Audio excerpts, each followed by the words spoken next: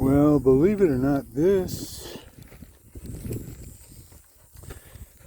is a dog.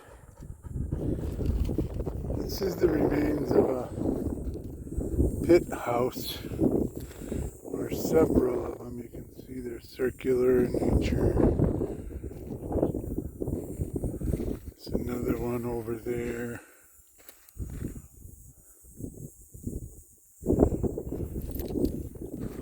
A little bit of scattered pottery and stuff.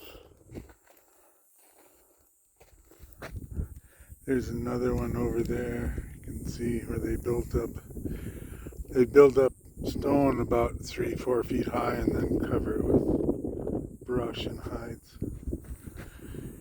This is the Chihuahua.